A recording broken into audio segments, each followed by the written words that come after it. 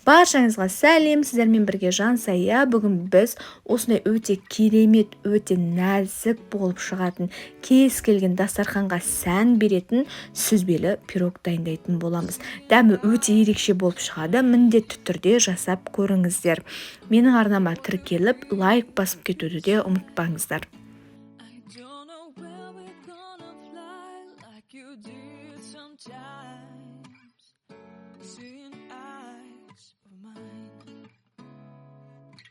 Ең алдымен біз пирогтың қамырын жасаймыз. Ол үшін біз ұнымызға сары майымызды осылай үгітіп аламыз. Яғни түйіршіктер пайда болғанша араластырып аламыз. Кейін оған қантымызды, разрыхителімізді және де аздап шым тұзымызды қосып, жақсылап араластырып аласыздар.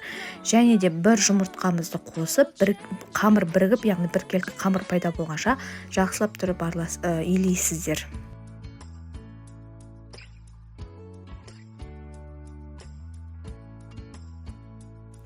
Кейін илеген қамырымызды жұқа етіп жайып аламыз да формамызға салып, форманың бойымен келтіресіздер.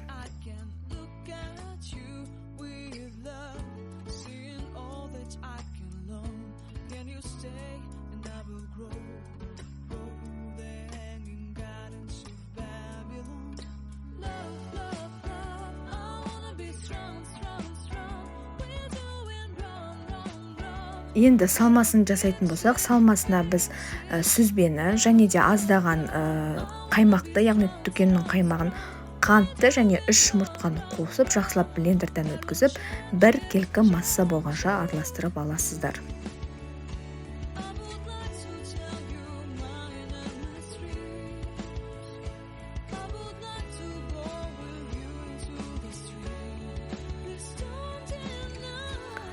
Осы дайын болған салмамызды жаңағы қамырдың үстінен құйып, және де бетін кез келген жидектермен әдемілеп шығасыздар. Мен құлпынай алдым.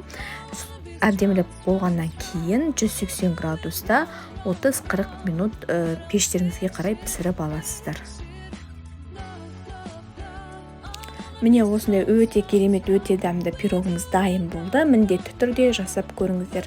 Менің арнама тіркеліп, лайк басуды ұмытып кетпеңіздер.